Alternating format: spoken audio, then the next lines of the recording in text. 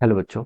Let's read this question. So this question says, this is a comprehension type question. Okay, a simple ohm meter consisting of a battery connected in series with a galvanometer and a resistor is shown in the figure. Okay, the resistance RS is shown such that the terminals A and B are shorted, put in electrical contact with negligible resistance between them.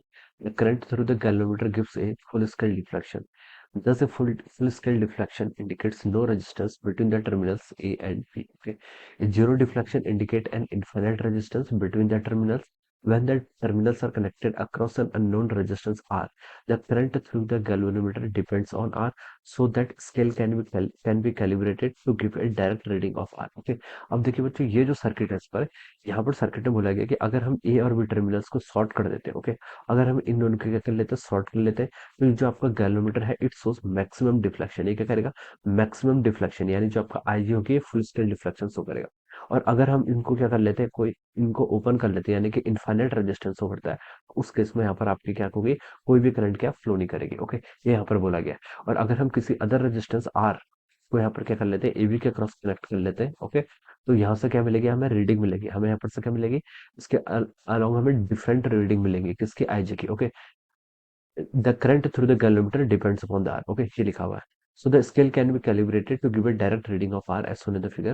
Because an ammeter send and current through the resistance be measured, some cautions must be experienced while using this instrument. For example, you wouldn't want to try to measure. Okay, अब देखिए बच्चों, question यहाँ से start है कि let us use a galvanometer with a resistance of 20 ohms. Okay, 20 ohms का आपका resistance of the galvanometer है and maximum current 10 milli ampere. Okay, यानी कि this is the full scale deflection, कितना आपका 10 milli ampere. Okay, and epsilon की value कितनी देर की, 1 volt. This is the EMF for a current more than 10 milli ampere galvanometer would be damaged. Okay, 10 milli ampere से ज्यादा current के लिए क्या हो जाएगा, आपका गैल्वेनोमीटर आपका डैमेज हो जाएगा।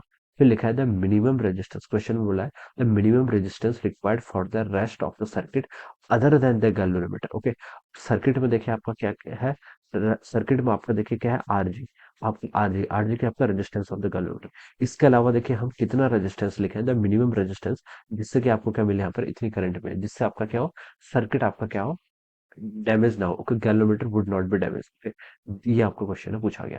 तो देखिए बच्चों, इस क्वेश्चन का की कॉन्सेप्ट आप क्या लिख सकते हैं, the key concept of this question, इस क्वेश्चन का देखिए की कॉन्सेप्ट ऑफ ओम मीटर लिख सकते हैं। क्या लिख सकते हैं, आपका ओम मीटर। ओके, ओम मीटर क्या, देखिए ओम मीटर एक ऐसा अरेंजमेंट है। Okay, this is consisting of A battery. Okay, इसमें क्या क्या होता है, देखिए आपकी गैल्वेनोमीटर होता है और क्या होता है, आपका रजिस्टर होता है। ओके, ये हमारे यहाँ पर इस, और इसमें हम क्या करते हैं, करंट क्या करते हैं, मेजर करते हैं, इसके थ्रू हम क्या करते हैं, आपकी करंट मेजर करते हैं। ऑलराइट, अब देखिए हमसे पूछा कि मिनिमम रेजिस्टेंस, हमें कितना मिनिमम रेजिस्टेंस क्या करना पड़ेगा, यहाँ पर ऐड करना पड़ेगा।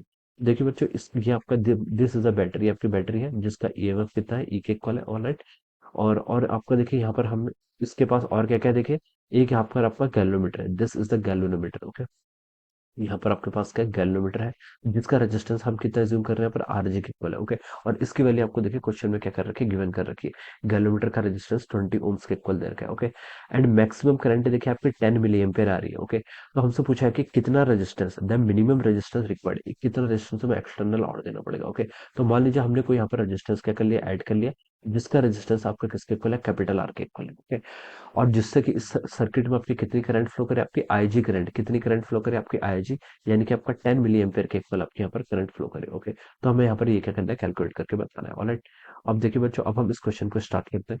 तो इस क्वेश्चन में देखिए हम क्या लिख सकते हैं, जो आपकी टोटल करंट होगी, देखिए टोटल करंट आपकी कैसे लिख सकते हैं, टोटल करंट देखिए हम ओम्स लॉ से लिख सकते हैं कि टोटल करंट होगी आपकी EMF divided by the total resistance, total आपका कितना रेजिस्टेंस है। ओके, तो यहाँ से हम लिख सकते हैं आई कितनी होगी, आपकी आईजी, यानी कि जो आपकी current which is flux through the galvanometer, it is equal to the EMF, EMF battery का कितना है, ई के इक्वल है, divided by the total resistance, resistance देखिए किस किस का है, एक तो आपका गैल्वेनोमीटर का रेजिस्टेंस है। ओके, और किसका, आपका प्लस आर, जो आप एक्सटर्नली ऐड कर रहे हैं, यहाँ पे लिखा है the minimum resistance required for the circuit, rest of circuit other than the galvanometer, तो गैल्वेनोमीटर का रेजिस्टेंस ऐड कर लिया और अदर रेजिस्टेंस को मैंने यहाँ पर कैपिटल आर बोल दिया। ओके, तो हमें कैपिटल आर की वैल्यू क्या करनी है, कैलकुलेट करके बतानी है। आईजी की वैल्यू देखिए क्वेश्चन में कितने गिवन है आपको, 10 मिली एम्पियर। ओके, इससे ज्यादा करंट में क्या हो जाएगा, आपका डैमेज हो जाएगा। ओके, तो इसकी हम आईजी की हमें मैक्सिमम वैल्यू कितनी, 10 मिली एम्पियर गिवन है।